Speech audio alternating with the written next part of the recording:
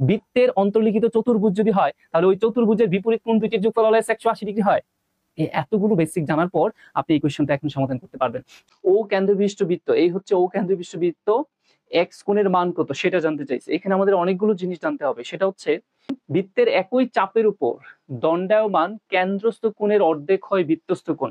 Suppose আমি যদি বিষয়টা আবারও একটু ক্লিয়ার করি, এখানে এই হচ্ছে একটি ও কেন্দ্রবিশিষ্ট বৃত্ত, কেমন ও কেন্দ্রবিশিষ্ট বৃত্ত, এই এ একটি এবং বি এই দুইটি হলো ধরেন এই বৃত্তের পরিদস্থ দুইটি বিন্দু এ এবং বি। এখন এই পরিদস্থ দুইটি বিন্দু এই বৃত্তটাকে দুইটি চাপে বিভক্ত করছে, একটা হচ্ছে অধিচাপ আর একটা হচ্ছে কি উপচাপ। আমরা যদি বলি উপর দিক দিয়া এই এ বি যেটা এটা হচ্ছে অধিচাপ, আর নিচের দিক দিয়া এই এ বি যেটা সেটা হচ্ছে কি উপচাপ।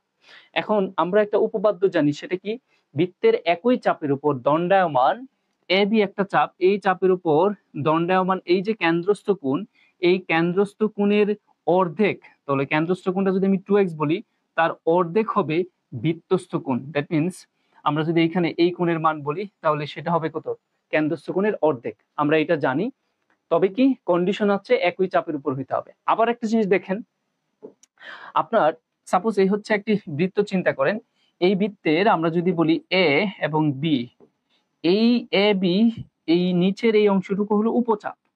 তাহলে উপচাপের উপর, খুবই ইম্পর্টেন্ট একটা বিষয়, উপচাপের উপর বৃত্তস্থ যে কোণ অঙ্কন করা হয়, ধরেন এ বি সি কোণ, এই যে উপচাপের উপর আমি সি কোণটা অঙ্কন করলাম, উপচাপের উপর অঙ্কিত কোণ সর্বদাই কি হয়, স্থূল কোণ হয়। খুব ইম্পর্টেন্ট বিষয়, উপচাপের উপর অঙ্কিত, বৃত্তের উপচাপের উপর অঙ্কিত কোণ সর্বদাই কি হবে, স্থূল কোণ হবে। এবং বৃত্তের অধিচাপের উপর অঙ্কিত কোণ, বৃত্তের অধিচাপের উপর আমরা যদি বলি এই দিক দিয়ে এ বি, এটা হচ্ছে বৃত্তের অধিচাপ, এই অধিচাপের উপর অঙ্কিত কোণ সবসময় কি হবে, সূক্ষ্ম কোণ হবে। এই যে আমরা যদি এইখানে বলি ডি কোণটা, এটা কিন্তু কি কোণ, অ্যাকিউট অ্যাঙ্গেল বা সূক্ষ্ম কোণ। আর এই দিক দিয়ে সি কোণ, এটা কি অবটিউস অ্যাঙ্গেল বা স্থূল কোণ। আর দেখেন এইখানে এ বি সি ডি একটি চতুর্ভুজ হয়েছে, তাই না? এই আমরা এখানে এ বি সি ডি একটি চতুর্ভুজ পাইছি বৃত্তের ভিতর। আমরা জানি বৃত্তের ভিতর অঙ্কিত চতুর্ভুজের বিপরীত কোণগুলোর যোগফল অলওয়েজ 180 ডিগ্রি হয়। আবারও খেয়াল করে দেখেন কি বলছি, বৃত্তের ভিতর অঙ্কিত যে চতুর্ভুজ সেই চতুর্ভুজের বিপরীত কোণদ্বয়ের যোগফল, ধরেন এই ডি কোণ আর তার বিপরীত ডি এর বিপরীত কোণটা কি সি কোণ, এই ডি এবং সি এই দুইটা যদি যোগ করেন অলওয়েজ কত ডিগ্রি হবে, 180 ডিগ্রি হবে।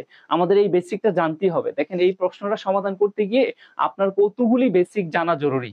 তাহলে বৃত্তের অঙ্কিত দেখেন কি কি বেসিক জানা জরুরি। প্রথম আপনার উপচাপ অধিচাপ কি জানতে হবে। দ্বিতীয়ত একই চাপের উপর দণ্ডায়মান কেন্দ্রস্থ কোণের অর্ধেক হয় বৃত্তস্থ কোণ, এটা জানতে হবে। তৃতীয়ত হচ্ছে বৃত্তের অধিচাপে উৎপন্ন কোণ কি হয়, সূক্ষ্মকোণ হয়। তৃতীয় হচ্ছে বিতাপ, উপচাপের উপর যে কোণটা তৈরি হয় সেটা হচ্ছে কি স্থূলকোণ তৈরি হয়।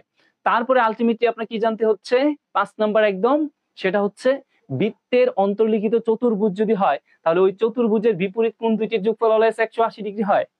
এই এতগুলো বেসিক জানার পর আপনি এই কোশ্চেনটা এখন সমাধান করতে পারবেন। তাহলে আমাদের কাছে জানতে চেয়েছে কার মান, এক্স এর মান। দ্যাট মিন্স আমাদের কাছে এখানে বি ডি সি এই কোণটার মান জানতে চাইছে, যেটা কিনা এক্স, এটার মানটা কত।